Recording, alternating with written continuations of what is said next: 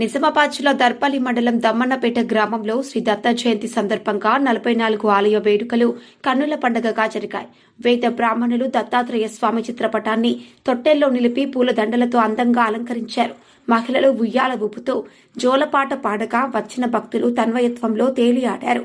సందర్భంగా పురోహితులు శ్రీమాన్ అల్లాడి శ్రీనివాస్ మాట్లాడుతూ దత్తాత్రేయ సేవలో పాల్గొనడం మనందరి అదృష్టమని ఆయన తెలిపారు. 3 కాండాలతో కలిగిన మేడు చెట్టు క్రింద ప్రతిష్ఠించిన శ్రీ దత్తాత్రేయ స్వామి వారి సేవలో సంతానం లేని దంపతులు పాల్గొని పూజలు చేసిన వారికి సంతానం కలుగుతుందని పురోహితులు చెబుతున్నారు. ప్రతి సంవత్సరం దత్త జయంతి వేడుకల్లో పాల్గొన్న దంపతులకు ఎంతో మందికి సంతానం కలిగిందని ఆయన అన్నారు. ఇదే రోజున శ్రీ షిరిడి సాయిబాబా ఆలయ వార్షికోత్సవ వేడుకలు నిర్వహించారు.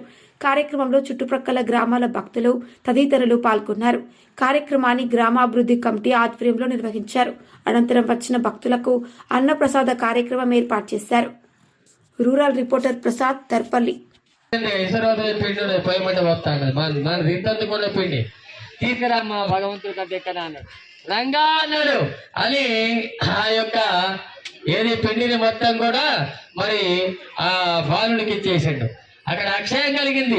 ఎన్ని రోజులు తిన్నా ఇస్తున్నది మీకు పిండి తగ్గుతలేదు, పుష్కలంగా వచ్చింది. అందుకోసమే లేదని కూడా దానం చేయాలి.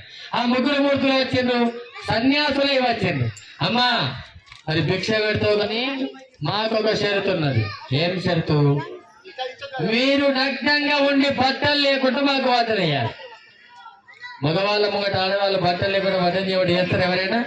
చేయరు. కాబట్టి మరి ఏం చేసిందంటే, సరే నేను మహాప్రతిభత శిరోమణినైతే, నేను గొప్ప మహాప్రతిభతనైతే మరి ఈ ముగ్గురు వాళ్ళకు కూడా బ్రహ్మ విష్ణు మహేశ్వరులు తెలుసుకున్నది.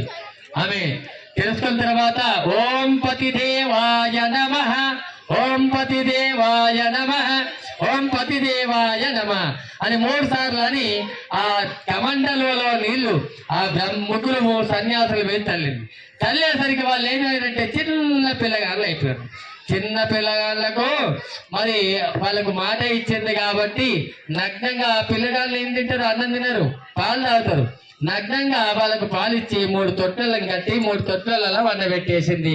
ఊయాలు నొప్పింది. ఇప్పుడు మనం పాట పాడినట్టు పాట పాడేసరికి మరి మా ఊళ్ళు పోయినరు. ఎవరు? బ్రహ్మ విష్ణు మహేశ్వరులని లక్ష్మీ సరస్వతి పార్వతి ముగ్గురు కూడా మరి రాకపోయింది. ఏమాయే మెల్లగా నారద మహర్షి అమ్మా మీ సార్లు అటే ముట్టిండ్రు.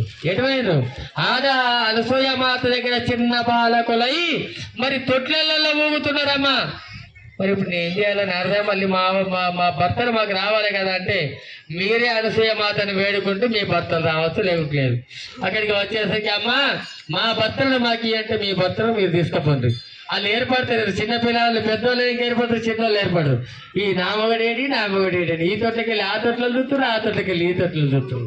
ఆఖరికి వస్తే అనసూయ మాతను ప్రార్థన చేస్తే వాళ్ళు త్రిమూర్తులు మారి మరి దత్త అవతార స్వరూపంగా మారిండ్రు.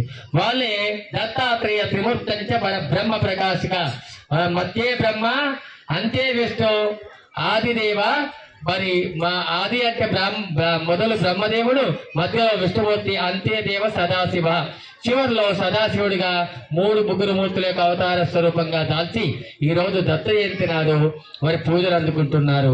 అటువంటి ముగ్గురు లక్ష్మీ సరస్వతి పార్వతి యొక్క గర్భభంగం అంచడానికి దత్తాత్రేయ అవతారం. అదే కాకుండా కార్తవీర్యార్జునుడు మహాభక్తుడు దత్తాత్రేయ స్వామికి ఆమె అనసూయ మాత దత్తుని ఎట్లా ప్రత్యక్షం చేసుకున్నది? పూజలు చేయలేదు, యజ్ఞాలు చేయలేదు, మొగడే దేవుడు అని నమ్మింది. పతియే దేవుడు. ఓం పతిదేవాయ నమ అన్నది. ఓం నరసింహాయ నమ, దత్తాత్రేయ నమ, సాయిబాబాయ నమ, ఆంజనేయాయ నమ అనేది. మనము మొగడిని తిట్టి పాపాత్ముడు గాని పుణ్యాత్ముడు గాని మంచోడు గాని చెడ్డోడు గాని మొగడే చేసిన భర్తనే. కాబట్టి భర్తను ఆడవాళ్ళు ఎవ్వరు కూడా తిట్టరాదు.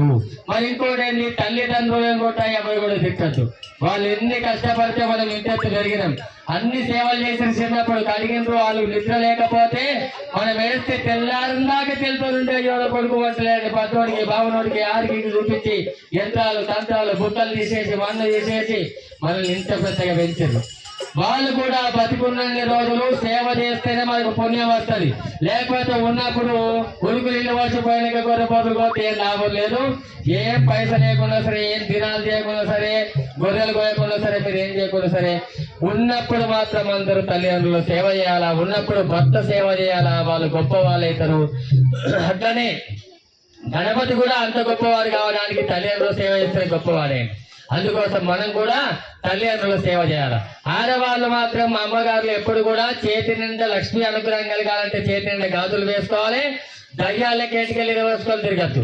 ఎంటికెళ్ళి వేసుకునే వాళ్ళు ఎప్పుడు చేస్తారంటే భద్రుడి దగ్గరికి పోతే ఎంటికల జడి చేసి నిమ్మకాయలు కోసి కొబ్బరికాయలు కొట్టి ఊతారు చేస్తారు. అది సూత్ర పూజలకు మాత్రమే ఎంటికలు వేసుకుని అటు ఇటు తిరిగితే మీ ఇంట్లో జస్టగా జరుగుతుంది. అందుకోసం బాగా జాగ్రత్తకోండి. చేతి నిండా గాజులు వేసుకోవాలి, పిలక వేసుకోవాలి. పిలక 2 పాపలు తీయాలా, మన పాపలు లేకుండా వేసుకోవాలి. పాపలు ఎందుకు తీయాలంటే మీకు 2 ఉంటాయి, మాకు 1 ఉంటుంది.